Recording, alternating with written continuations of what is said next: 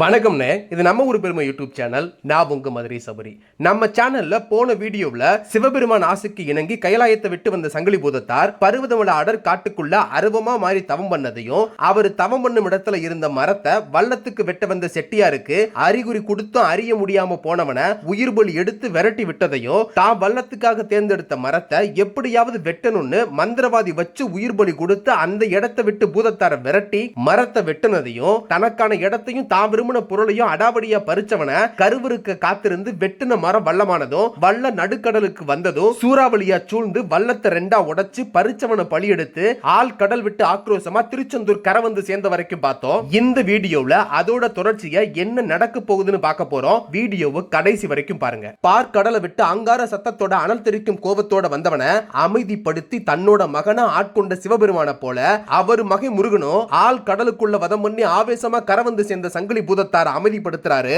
ஏப்பா, நீ எனக்கு அண்ணனா தம்பியான்னு தெரியல, கூட பிறக்கலனாலும் எங்க அப்பா உன்னை ஏத்துக்கிட்டதால ஒண்ணுக்குள்ள ஒன்னு ஆயிட்டோம். கைலாயத்துக்கு காவலுக்கு நிக்க வேண்டியவன் நீயே. இந்த கடலுக்குள்ள இருந்து வருவேன்னு நான் சத்தியமா எதிர்பார்க்கவே இல்லை. எல்லாம் அப்பா தான். உன்னோட காவல் கைலாயத்துக்கு போதும், இனி பூலோகத்து மக்களை காத்து அருள் கொடுத்து வழி நடத்துன்னு ஆசை கொடுத்து அனுப்பி வச்சுட்டாரு. அவரு சொல்ல தட்ட முடியாம தான் நான் கிளம்புனேன். ஆனா எங்க போறதுன்னு தெரியல. எங்கெங்கயோ போய் என்னென்னமோ நடந்து கடைசியில இங்க வந்து நிக்கிறேன். பரவாயில்லையே, உங்ககிட்டயாவது விஷயத்தை சொல்லி ஆசி கொடுத்து வழி அனுப்பி வச்சிருக்காரு. என்னை எல்லாம் ஒத்த மாம்பழத்தை வச்சு விளையாட்டு காட்டி நானே கோவப்பட்டு கோமணத்தோட மலைக்கு மேல போய் நிக்கிற மாதிரி பண்ணிவிட்டாரு. அப்படிப்பட்டவர் என்ன போல ஓ விஷயத்துல எந்த விளையாட்டு விளையாடல நினைக்கும் போதுதான் இந்த இடம் கூட உனக்கான இடமா இருக்காதோன்னு தோணுது. உனக்கான விளையாட்டை எப்படியும் எழுதி வச்சிருப்பாரு. அது எப்ப என்னன்னு அவருக்கு மட்டும்தான் தெரியும். அது வரைக்கும் வேணா நீ இங்கேயே இரு. இங்க இருந்து நான் என்ன பண்ண? அப்பா சொல்லுக்கு மட்டும் கட்டுப்பட்டு கைலாயத்துக்கு காவல் நின்ன நீயே ஏன் சொல்லுக்கு கட்டுப்பட்டு ஏன் எல்லைக்குள்ள காவல் நிக்க மாட்டியா? ஓ எல்லைக்குள்ள என்ன காவல் நான் காக்க? ஏன் நீ காவல் நிக்க இங்க இடமா இல்ல?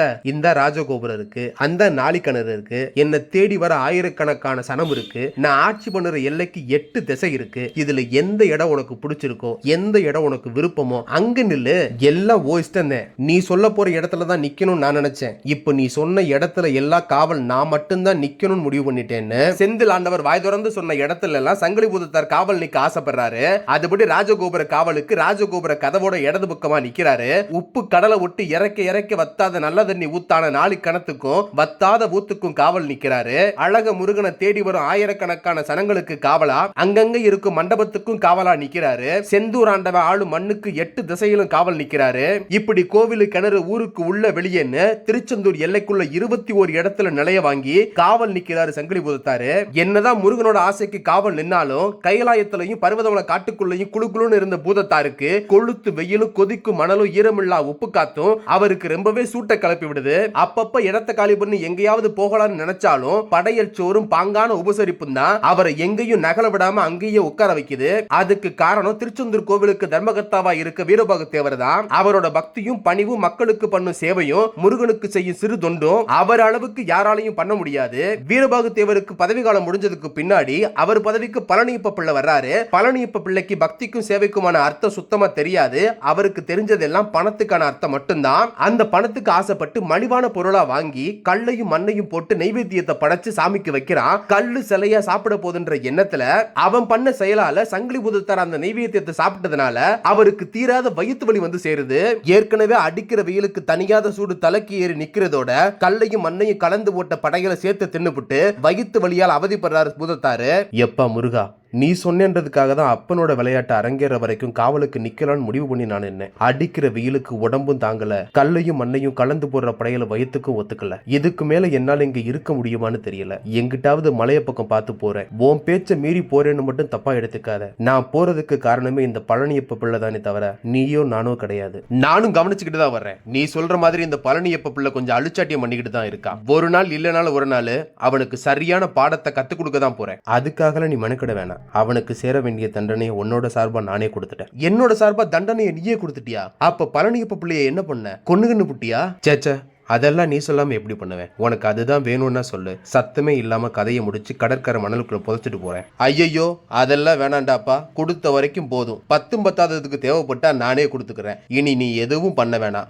என்னப்படி எங்க போனா உனக்கு பிடிக்குமோ அங்கேயே போ. அங்க போயும் பொறுமை இல்லாம யாரையாவது போட்டு தள்ளிடாத. தப்பு தண்டா பண்ணாதவனுக்கு தான் நான் காவல் காக்குற சாமி. தப்பு தண்டா பண்றவனுக்கு எல்லாமே நான் கருவறுக்கிற பூதம் தான். அதனால நான் எங்க போனாலும் முதல்ல வரம் கொடுக்க தான் தயாரா இருப்பேன். வீண் வம்பெழுத்தாதான் வதம் பண்ணவே இறங்குவேன்னு சொல்லிட்டு கொளுத்து வெயிலும் கொதிக்கிற மணலும் இருக்கிற செந்திலாண்டவர் எல்லையை விட்டு சங்கிலி பூதத்தார் கிளம்புறாரு. அப்படி அவர் அங்கிருந்து கிளம்பி வெயில் தாக்கமே தெரியாத களக்காடு மலைக்கு வந்து சேர்றாரு. உடம்பெல்லாம் தேங்கி கிடக்கிற சூட்டை தணிக்க சலசலத்து ஓடுற நம்பியாத்துல இறங்கி ஒரு குடியல போடுறாரு. ஓடுற தண்ணியில ஒட்டுமொத்த சூட்டையும் தணிக்க முடியாததால ஆத்தங்கர பாறையில சங்கிலியை ஓங்கி அடிக்கிறாரு. அடிக்கிற வேகத்துல பாறை பொடி பொடியா செதறி ஓடுது. பாறை உடஞ்ச இடத்துல பெரிய பள்ள ஒண்ணு உருவாகுது. உருவான பள்ளத்துல நம்பியாத்து தண்ணி நம்பி கசமா உருமாறுது.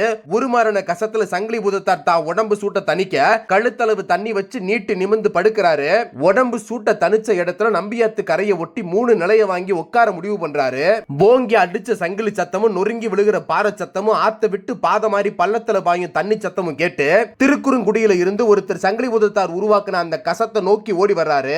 ஓடி வந்த திருக்குறுங்குடிக்காரு கசத்துல எட்டி பார்க்கும்போது கசத்தோட தண்ணிக்குள்ள கழுத்து வரைக்கும் மூழ்கி இருக்க தலையை மட்டும் வெளியே காட்டினபடி பூதத்தார் ஆனந்தமா குளிச்சுக்கிட்டு இருக்காரு. வந்தவருக்கு பூதத்தார் யாருன்னு தெரியலனாலும் வந்தது யாருன்னு பூதத்தாருக்கு தெரியுது. இலை யாரா நீ?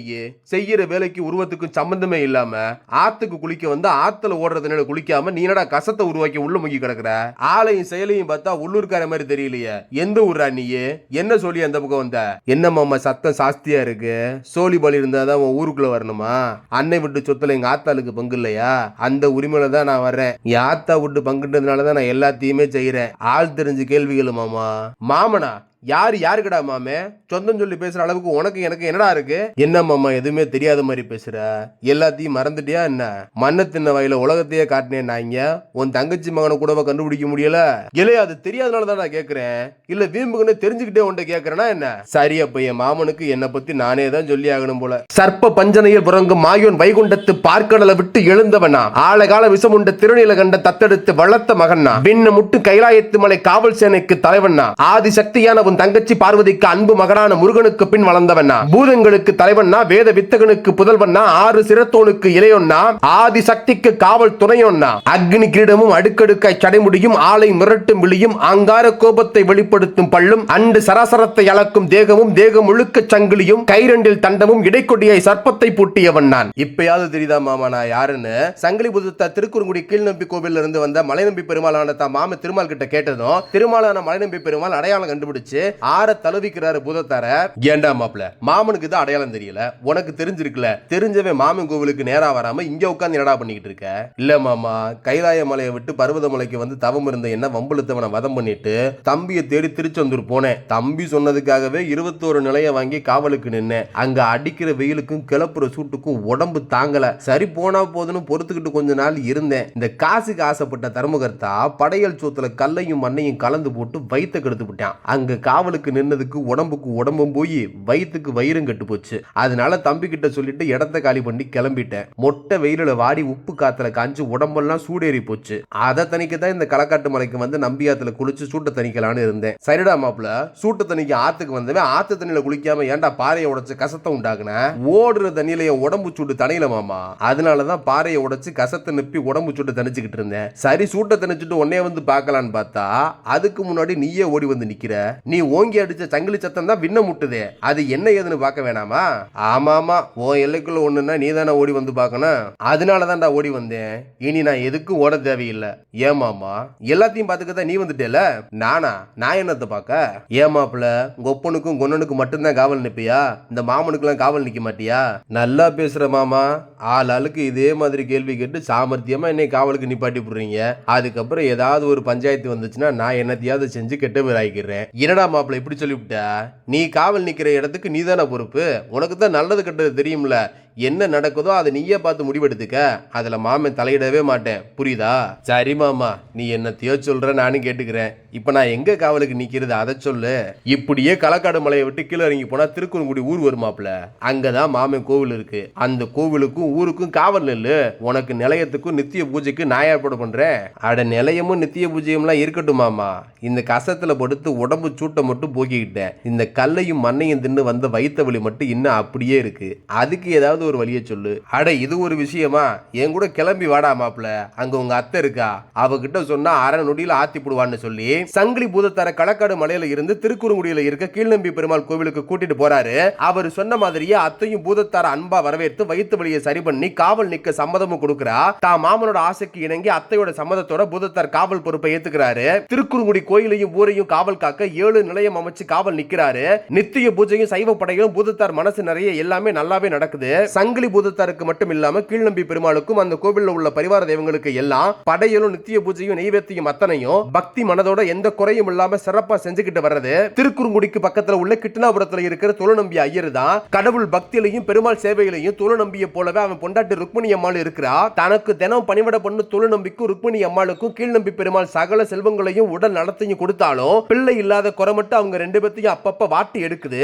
அந்த குறைய போக்க தவம் இருந்து புள்ள வரத்தை ரொம்ப கஷ்டப்பட்டு வாங்கி ருக்மிணி அம்மாளும் கற்பம் தரிக்கிறா.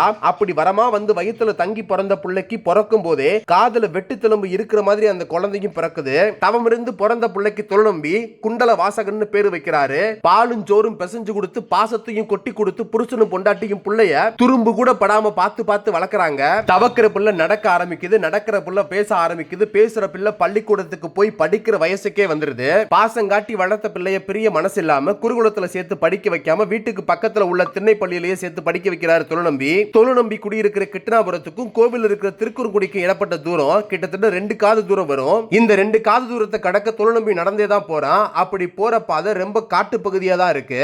அதனால தொழுநம்பி காலையில வீட்டை விட்டு கிளம்பும் போதே ருக்மணி 3 கால பூஜைக்கான நைவேத்தியத்தை எல்லாம் தயார் பண்ணி கொடுத்துருவா. காலையில கோவில் நட திறக்க போற தொழுநம்பி கோவிலேயே இருந்து 3 கால பூஜை எல்லாம் முடிச்சிட்டு நட சாத்திரதுக்கு அப்புறம் தான் வீட்டுக்கு வர்றான். இதுல காவல் நிக்கிற சங்கிலி பூதத்தாருக்கு வேலை என்னன்னா, நம்பி பள்ளியற பூஜை எல்லாம் முடிச்சிட்டு கோவில் நடைய சாத்தி பூட்டு போட்டு போனதுக்கு அப்புறம் பூதத்தார் கதவோட உள்தாப்பால போட்டுக்கிறாரு.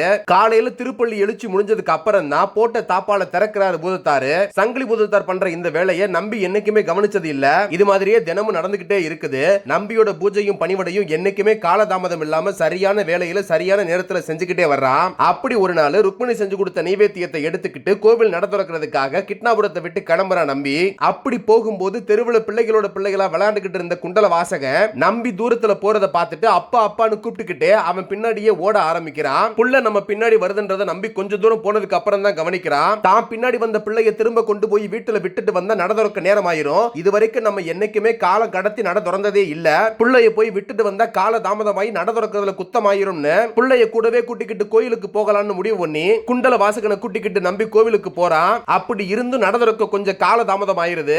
மகனே குண்டல வாசகா, அப்பா உன் கூட வீட்டுல விளையாடுற மாதிரி இங்க உனக்காக என்னால நேரத்தை ஒதுக்கி விளையாட முடியாது. அப்பாவுக்கு இங்க நிறைய பொறுப்பு இருக்குது. அதெல்லாம் நான் தான் முடிச்சாக்கணும். அடம் பண்ணாம சமத்தா இருந்தேன்னா வேலையெல்லாம் முடிச்சிட்டு சீக்கிரமா வீட்டுக்கு போயிடலாம். வீட்டுக்கு போனதுக்கு அப்புறம் அப்பா உன் கூட சேர்ந்து விளையாடுறேன். அது வரைக்கும் நீ இங்க எந்த சேட்டையும் செய்யாம அடம் பண்ணாம சமத்தா இருக்கணும். சரியா? சரிங்கப்பா, உங்களுக்கு நான் எந்த தொந்தரவும் கொடுக்காம சமத்தா இருக்கேன். ஆனா அப்பா, காலையில அம்மா சாப்பிட்டு விளையாட போ சொன்னா நான் சாப்பிடாமலே வந்துட்டேன். உங்க கூட வேற இவ்வளவு தூரம் நடந்து வந்ததால எனக்கு ரொம்ப பசி எடுக்குதுப்பா. சாப்பிட இருந்தா ஏதாவது கொடுங்களேன். அச்சச்சோ, காலையில இருந்து நீ எதுவுமே சாப்பிடலையா? கொஞ்சம் பொறு, பூஜை எல்லாம் முடிச்சிட்டு நெய்வேத்தியத்தை எடுத்துட்டு வரேன். நீயும் நானும் சேர்ந்தே சாப்பிடலாம். பூஜை முடிகிற வரைக்கும் என்னால பசி தாங்க முடியுமான்னு தெரியலப்பா.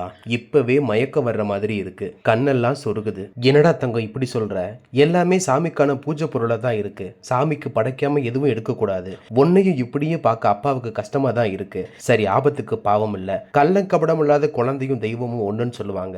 அதுவும் நீ அந்த பெருமாளை வரமா கொடுத்து பிறந்த புள்ள. உன் பசியை தீர்த்து வச்ச அந்த பெருமாள் எதுவும் கோவிச்சுக்க மாட்டாருன்னு தான் நினைக்கிறேன். கொஞ்சம் பொறு, அப்பா ஏதாவது சாப்பிட கொடுக்கறேன்னு தொழுநம்பி அபிஷேகத்துக்கு வச்சிருந்த பாலை கொடுக்கறான். கொடுத்த பாலை வாங்கி குடிச்ச குண்டல வாசகனுக்கு தற்சமயம் பசி அடங்கினாலும் மறுபடியும் பசி எடுக்க ஆரம்பிக்குது.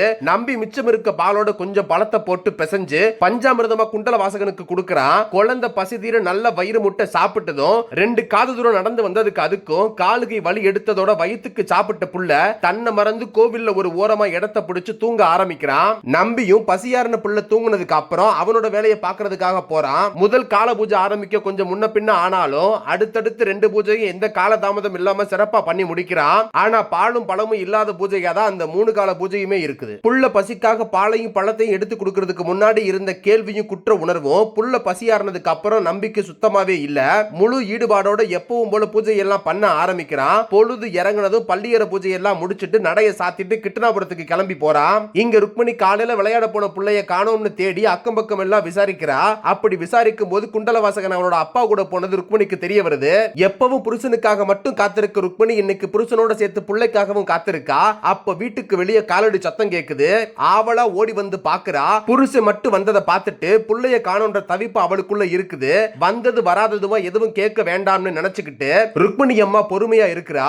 நம்பியும் வீட்டுக்கு வந்ததும் எப்பவும் போல கைகால எல்லாம் கழுவிட்டு தான் பொண்டாட்டிய சாப்பாடு எடுத்து வைக்க சொல்லிட்டு துணியெல்லாம் மாத்திட்டு சாப்பிட வந்து உட்கார்றான். அப்படி சாப்பிட வந்து உட்கார்ந்ததும், என்ன ருக்மணி புள்ளைய காணோம், சாப்பிட்டு தூங்கிட்டானா இல்ல எப்பவும் போல அடம்பிடிச்சு சாப்பிடாமலே தூங்கிட்டானா? அவனை எழுப்பிட்டு வா, 2 வாய் சாப்பிட வச்சு தூங்க வைப்போம். நம்ம பிள்ளை வீட்டுல எங்கெங்க இருக்கான்?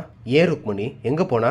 எங்க போனானா? என்னங்க கேள்வி இது? வந்தது வராததுமா எதுவும் கேட்க கூடாதுன்னு வாய மூடிக்கிட்டு இருந்தேன். காலையில விளையாட போன பிள்ளைய காணோம்னு பதறி போய் அக்கம் பக்கம் எல்லாம் தேடி போனேன். எல்லாரும் புள்ள உங்க கூட போனதா தான் சொன்னாங்க. அதை கேட்டுட்டு தான் புள்ள உங்க கூட பத்திரமா இருக்குன்னு நிம்மதியா நான் இருக்கேன். ஆனா நீங்க வீட்டுக்கு வரும்போது நம்ம பிள்ளை உங்க கூட வரலன்னு பார்த்ததுக்கு அப்புறம் பெத்த வயிறு கலங்கி போச்சு. நீங்களா சொல்லுவீங்கன்னு தான் நானும் காத்துக்கிட்டு இருந்தேன். ஆனா நீங்க வீட்டுக்குள்ள தூங்குற பிள்ளைய எழுப்பிட்டு வான்னு சொல்றீங்க. என்ன ஆச்சு? என்னதான் நடந்துச்சு? நம்ம பிள்ளை காலையில உங்க கூட வந்தானா வரலையா? ருக்மணி இப்ப தாண்டி எனக்கு எல்லாமே ஞாபகம் வருது. காலையில புள்ள என்ன பார்த்துட்டு பின்னாடியே ஓடி வந்தான். வீட்டுக்கு வந்து விட்டுட்டு போன நேரம் ஆயிருமேன்னு கூடவே கூட்டிட்டு போயிட்டேன். கோவிலுக்கு போனதுக்கு அப்புறம் புள்ள பசிக்குதுன்னு சொன்னதும் பூஜைக்கு வச்சிருந்த பாலையும் பழத்தையும் பிசைஞ்சு பஞ்சாமிர்தமா சாப்பிட கொடுத்தேன். புள்ள உண்ட மயக்கத்துல நல்லா தூங்கிட்டான். அதுக்கப்புறம் என் வேலையெல்லாம் முடிச்சுட்டு நடைய சாத்துற வரைக்கும் புள்ளைய எங்கேயும் பார்க்கல, அவன் குரலையும் கேட்கல. அதனால அவன் என் கூட வந்ததையும் கோவில்ல இருந்ததையும் மறந்துட்டு நடைய சாத்திட்டு வந்துட்டேன். ஆனா நல்லா தெரியும் புள்ள கோவிலை விட்டு வெளியே எங்கேயும் போல பூட்டின கோவிலுக்குள்ளதான் இருக்கு. கோவிலுக்குள்ள புள்ள இருக்கிற வரைக்கும் எந்த பிரச்சனையும் இல்ல.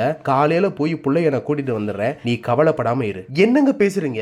கூட்டிட்டு போன பிள்ளை கூட இருக்கிறதையும் மறந்துட்டீங்க. இதுல அவன் கோவிலுக்குள்ளதான் இருப்பான்னு எப்படி உறுதியா சொல்றீங்க? சின்ன பிள்ளைங்க விளையாட்டு புத்திய வெளியில வந்திருந்த என்ன ஆகுறது? கோவிலை சுத்தி எல்லாம் வனாந்தர காடா இருக்குங்க.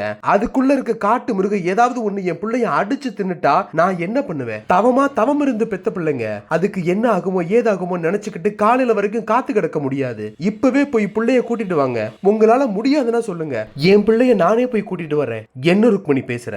அவன் நம்ம பிள்ளை. கோவத்துல கூட உன் பிள்ளை என் பிள்ளைன்னு பிரிச்சு பேசாத. உன் பயமும் பாசமும் எனக்கு புரியாமலா இல்ல. இருந்தாலும் நம்ம அவனை பத்தி இவ்வளவு தூரம் கவலைப்பட தேவையில்லை. வரம் கொடுத்த சாமியோட கோவில்ல தான் நம்ம பிள்ளை இருக்கா. அவன் கொடுத்த பொருளை அவன் பாதுகாக்க மாட்டானா? அதனால பதட்டப்படாம மட்டும் இரு. காலையில பிள்ளைய போய் பத்திரமா கூட்டிட்டு வரேன். இந்த பக்தி நம்பிக்கைன்னு பிரசங்கம் பண்ற எல்லாத்தையுமே கோவிலோட நிறுத்திக்கோங்க. இது எல்லாமே உங்களை விட எனக்கு 1000 மடங்கு இருக்கு. ஆனா என் பிள்ளைக்கு முன்னாடி அது எதுவுமே ஒண்ணுமில்ல. அதனால என்ன சமாதானப்படுத்துற வேலையெல்லாம் விட்டுட்டு புள்ளைய கூட்டிட்டு வர்றதுக்கான வழியை பாருங்கன்னு ருக்மணி அம்மா சொல்றதை தட்ட முடியாமலும் அவளை சமாதானப்படுத்த முடியாமலும் நம்பி புள்ளைய தேடி கிருஷ்ணாபுரத்துல இருந்து கிளம்பி அந்த இருட்டுக்குள்ள நடந்து திருக்குறுங்குடி கோவிலுக்கு வந்து சேர்றான். சாத்தின கதவை சாவியை போட்டு திறந்துட்டு கதவை தள்ளுறான். கதவை திறக்க முடியல. சாவியை போட்டு திறந்ததுக்கு அப்புறமும் கதவை திறக்க முடியலன்னா உள்தாப்பால் போடுற அளவுக்கு குண்டல வாசகனுக்கு உயரம் பத்தாது.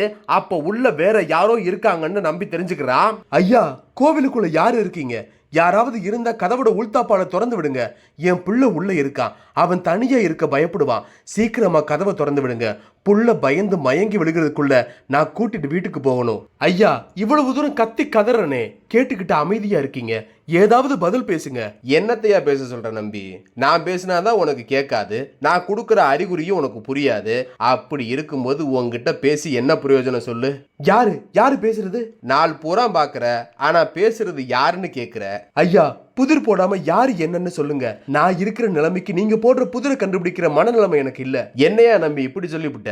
நீ எவ்வளவு பெரிய ஆளு, பெரிய பெரிய முடிவெல்லாம் யோசிக்காம எடுக்கிறவே. நீ என்னையெல்லாம் கண்டுபிடிக்க நீ பெருசாவா யோசிக்கணும்? சொடக்கு போற இடத்துல கண்டுபிடிச்சிட மாட்ட.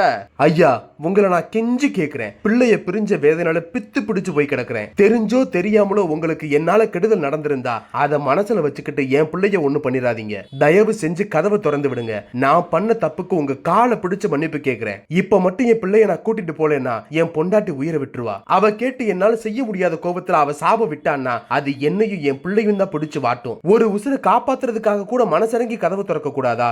உன் நிலைமை எனக்கு நல்லாவே புரியுதியா நம்பி. தினம் பூஜை புனஸ்காரம் பண்ற உனக்கு ஆகம விதியை பத்தி நான் எடுத்து சொல்ல தேவையில்லைன்னு நினைக்கிறேன். இருந்தாலும் புள்ள பாசத்துல புத்தி பதிலிச்சு போய் கிடக்கேன்னு நீயே சொல்ற.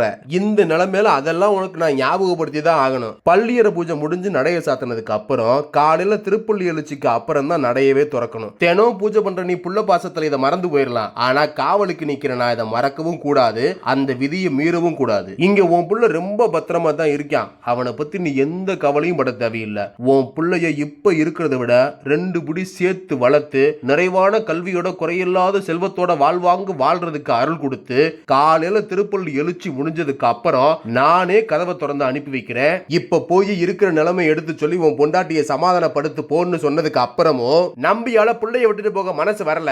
மறுபடியும் கதவை தள்ளி திறக்க தான் முயற்சி பண்றான். இங்க பாரியா நம்பி, நான் சொல்ல சொல்ல கேட்காம கதவை திறக்க பாக்குற. இன்னைக்கு காலையில இருந்து நீ ஏகப்பட்ட தப்பு பண்ணிட்ட. அது எல்லாம் உன் பிள்ளைக்காகன்றதுனால நான் உன்னை ஒண்ணும் பண்ணாம மன்னிச்சு விட்டேன். இப்ப நீ மன்னிக்கவே முடியாத தப்பு பண்ண பாக்குற. இதோட விளைவு நீ தாங்கவே முடியாத ஒன்னா கூட இருக்கும். அதனால பொறுமையை இழக்காம அறிவோட கொஞ்சம் யோசி. உன் புள்ள ஒரு நாள் ராத்திரி இங்க இருக்கிறதுனால ஒண்ணும் கெட்டு போறது இல்ல. அமைதியா வீடு திரும்பி போ. வெறும் காவலுக்கு நிக்கிற பூதம் தானே நீ. உனக்கு ஆகம விதியும் வேதத்தை பத்தி என்னை விட அதிகமா தெரியுமா என்ன? எதை எப்படி பண்ணணும் நீ எனக்கு சொல்ல தேவையில்லை. இப்ப கதவை திறந்து நீயா என் பிள்ளைய ஒப்படைக்கிறியா, இல்ல நான் கத்து வச்ச மந்திரத்தை வச்சு உன்னையும் கட்டி கதவை திறந்து பிள்ளைய தூக்குவா? என்ன நம்பி புத்தி கித்தி ஒண்ணு கெட்டு போலையே. எதிரில நிக்கிறது யாருன்னு தெரிஞ்சே சவால் விடுற.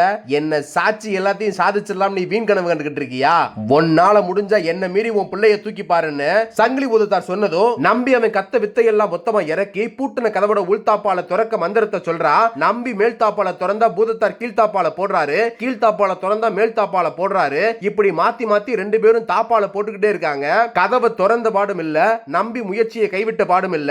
நம்பியோட இந்த செயலால கோபமான சங்கிலி பூதத்தார், யோ நம்பி, சின்ன பிள்ளை மாதிரி வளரத போது நிறுத்து. உனக்கு உன் புள்ள தானே வேணும். கதவு பக்கத்துல வந்து உன் மேல் துண்டை ஏந்தி பிடி, உன் பிள்ளைய தரேன்னு சங்கிலி பூதத்தார் சொன்னதும் புள்ள கிடைக்க போற சந்தோஷத்துல கதவுக்கு பக்கத்துல வந்து நின்னு தன்னோட மேல் துண்டை எடுத்து ஏந்தி பிடிச்சபடி ஆவலோட நிக்கிறான் நம்பி. தான் சொல்ல கேட்காம தன்னையே எதுக்க துணிஞ்ச நம்பியை பழிவாங்க பாலோட பழத்தை போட்டு பஞ்சாமிரதமா நம்பி பிசைஞ்சு தான் பிள்ளைக்கு கொடுத்த மாதிரி தன்னை மறந்து தூங்கிக்கிட்டு இருந்த நம்பியோட புள்ளைய கை வேற கால் வேற தலைவேறைய பிச்சு ரத்தமும் சதையுமே பிசைஞ்சு கதவோட சாவி துவார வழிய வீசி எறிகிறாரு சங்கிலி பூதத்தாரு. தவமா தவம் இருந்து பெத்த பிள்ளை உரு குலைஞ்சு ரத்தமும் சதையும் கலந்த பிண்டமா வந்து விழுந்ததை பார்த்த நம்பிக்கை ரத்தம் எல்லாம் உறைஞ்சு போது, ஐயோ குண்டல வாசகா, தவமா தவம் இருந்து பெத்தேனே ஒன்ன, பாலும் பழமும் தயிரும் பிசைஞ்சு கொடுத்த ஒன்ன ரத்தமும் சதையுமா என்ன பார்க்க வச்சுட்டானே, ரத்த வெறி எடுத்த பூதமே, பச்சை புள்ளைன்னு பார்க்காம பிச்சரிஞ்ச ஒன்ன, பொழுது விடுகிறதுக்குள்ள மந்திரம் மை வச்சு மருந்து புகை போட்டு ஒன்ன பிடிச்சு கட்டி பாதாளத்துல வச்சு அடைச்சு அடிமையாக்கி உன்னை கொல்லாம கொல்றேன் பாருன்னு நம்பி பிள்ளை இழந்த கோபத்துல மறுபடியும் சபதம் போடுறான்.